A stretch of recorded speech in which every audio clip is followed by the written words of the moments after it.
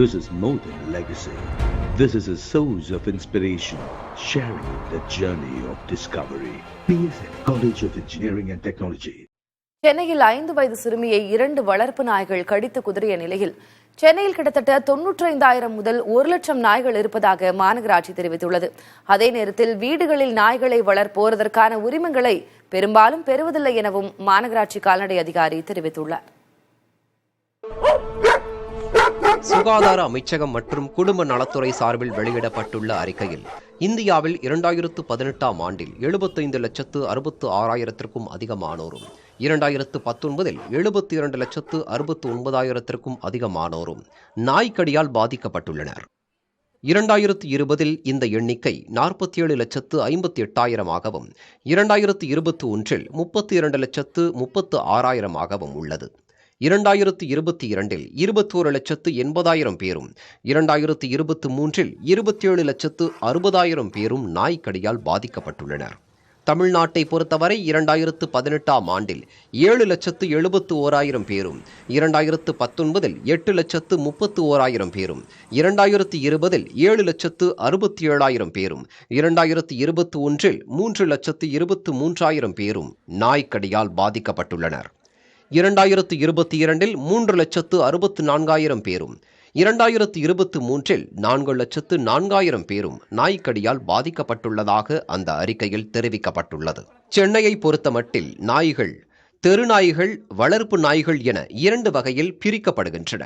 2018ஆம் ஆண்டு நாய்களின் எண்ணிக்கை தொடர்பாக கணக்கெடுப்பு நடத்தப்பட்டாலும் அது முழுமையாக நடக்கவில்லை என்று மாநகராட்சி அதிகாரிகள் தெரிவிக்கிறார்கள். இருந்தபோதும் சென்னையில் தற்போதைய நிலவரப்படி சுமார் 95,000 நாய்கள் இருக்கும். ஒவ்வொரு ஆண்டும் சென்னையில் மட்டும் சுமார் 17,000 நாய்களுக்கு கருத்தடை செய்யப்படுகிறது.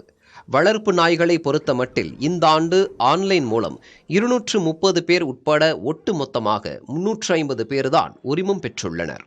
கடந்த ஆண்டு 1,500 உரிமங்கள் தான் பெற்றுள்ளனர். ஆனால் சென்னையில் வீடுகளில் வளர்க்கப்படும் நாய்களின் எண்ணிக்கை மிக அதிகமாக இருக்கிறது.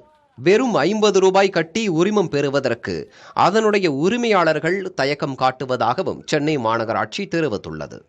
பெட் லைசன்ஸ் வாங்குறது கட்டாயம். இனி அதை நாங்கள் இன்னும் கடுமையாக நடைமுறைப்படுத்த போகிறோம். பெட் லைசன்ஸ் வைத்திருக்காத பெட் ஓனர்ஸ் மேலே சட்ட ஆலோசகர்களை கலந்து என்ன நடவடிக்கை எடுக்கணுமோ அது மாதிரி எடுக்கிறதுக்கு மாநகராட்சி ஆணையர் அவர்கள்ட்ட அனுமதி கேட்டு நாங்கள் எடுக்க திட்டமிட்டிருக்கோம். தெருநாய்கள் தொடர்பான புகார்களை தெரிவிக்க 1913 என்ற எண்ணை தொடர்பு கொள்ளலாம் அல்லது சென்னை corporation.gov.in என்ற மாநகராட்சியின் இணையதளத்திலும் புகார்களை தெரிவிக்கலாம் என்று சென்னை மாநகராட்சி தெரிவித்துள்ளது.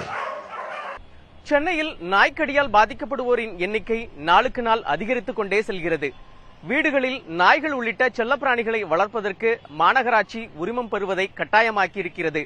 மாநகராட்சியின் அறிவுறுத்தல்களை பின்பற்றி வீடுகளில் செல்லப்பிராணிகளை வளர்த்தால் மட்டுமே எதிர்காலங்களில் இதுபோன்ற சம்பவங்கள் மீண்டும் நடைபெறாமல் தவிர்க்கலாம்.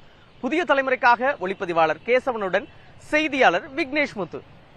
This is more than legacy. This is a source of inspiration, sharing the journey of discovery.